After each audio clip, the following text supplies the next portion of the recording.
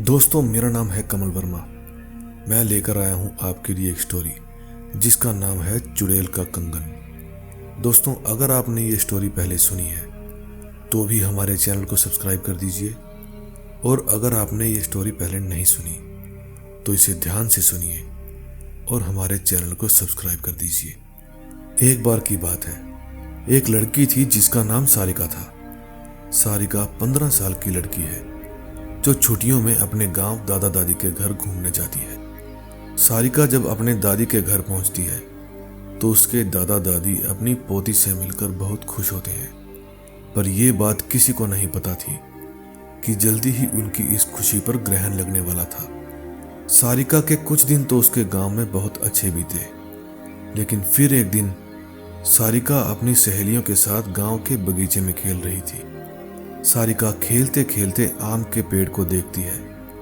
उसके बाद वो अपनी सहेलियों से कहती है, चलो हम आम तोड़ते हैं। फिर सारिका डेले से आम को तोड़ने की कोशिश करती है और उसका डेला आम पर लग भी जाता है, जिससे एक आम नीचे गिर जाता है।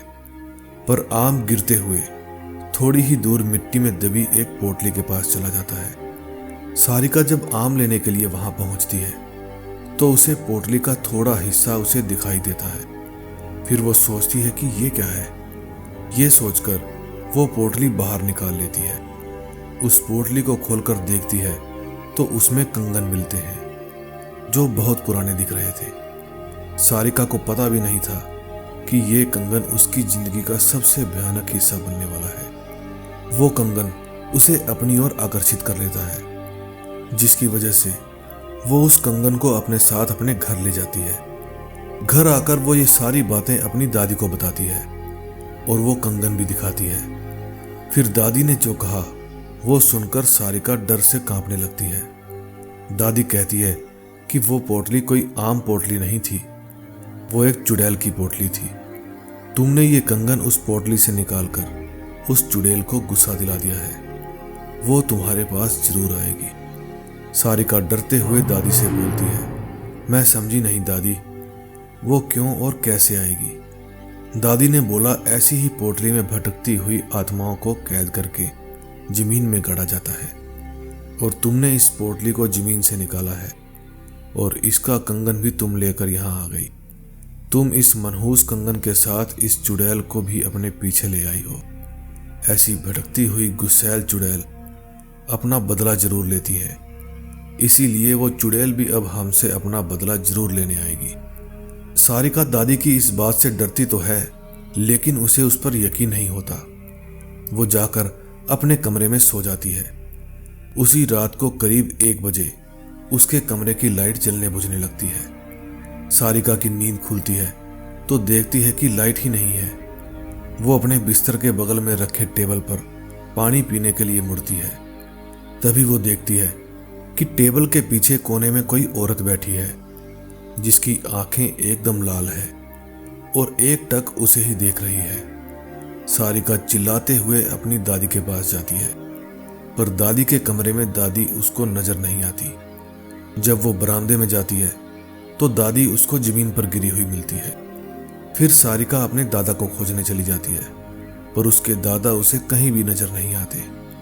जब वो पूरे घर में अंधेरे में खुद को अकेला पाती है तो डर के मारे बेहोश हो जाती है। सुबह जब उसकी नींद खुलती है तो उसे अपने दादा दादी दिखते हैं। वो अपनी दादी को सारी बीती रात की कहानी सुनाती है। दादी बोलती है, हम दोनों अपने कमरे में ही थे। दादी सब समझ गई थी। फिर दादी कहती है कि ये सब चुड़ैल का किया है, हमें वो कंगन वापस उस पोटली में रखना होगा, वरना वो यहाँ से जाएगी नहीं। फिर सारिका कहती है, चलो दादी, हम अभी वो कंगन वहां पर रखाते हैं। तभी दादी कहती है, नहीं, उस चुड़ैल से पीछा छुड़ाना है तो तुम्हें अकेले ही जाना होगा, और वो भी रात को। तुम रात को ही वो कंगन वहां पर रख कर आओगी, क्योंकि वो तुम्हारे पीछे है। सारिका हिम्मत करके कहती है, ठीक है, मैं चली जाऊंगी। फिर दादी कहती है कि वो चुड़ैल तुम्हें ये सब आसानी से नहीं करने देगी, इसलिए दादी उसे रात में जाने से पहले एक मंत्र युक्त ताबीज उसके हाथ पर बांध देती है। अब सारिका रात होने के बाद अकेली बगीचे की तरफ निकलती है। थोड़ी देर बाद उसे किसी के रोने की आवाज़ सुनाई देती है, पर दादी ने कहा था वो चुड़ैल तुम्हें अपनी तरफ आकर्षित करेगी, तुम उसकी तरफ ध्यान ही मत देना, वरना वो तुम्हें अपने कब्जे में कर लेगी। एक बार उसने तुम्हें अपने कब्जे में कर लिया तो कोई तुम्हें उससे छुड़ा नहीं पाएगा, वो तुम्हें मार भी सकती है। सारिका इस बात का ध्यान रखते हुए ईयरफोन लगा लेती है और गाना सुनते हुए चलने लगती है। तभी कुछ दूर जाने के बाद उसका मोबाइल काम करना बंद कर देता है। फिर भी वो चलती रहती है और उस पोटली के पास पहुंच जाती है। तभी उसे महसूस होता है कि कोई उसके पीछे खड़ा है, पर दादी ने कहा था कि उसकी तरफ मत देखना, इसलिए वो उसकी तरफ नहीं देखती और डर की वजह से वो पसीने से लपालप हो जाती है। फिर वो हिम्मत करते हुए उस पोटली को खोलकर उसमें कंगन रख देती है और जमीन में गाड़ देती है और आंख बंद करके बहुत तेजी से वहां से भागती है। वो भागकर सीधा अपने घर में आकर रुकती है। चुड़ैल से तो उसका पीछा छूट गया था, पर वो इतनी डर गई थी कि दूसरे दिन ही वो अपने मम्मी पापा के पास शहर चली जाती है।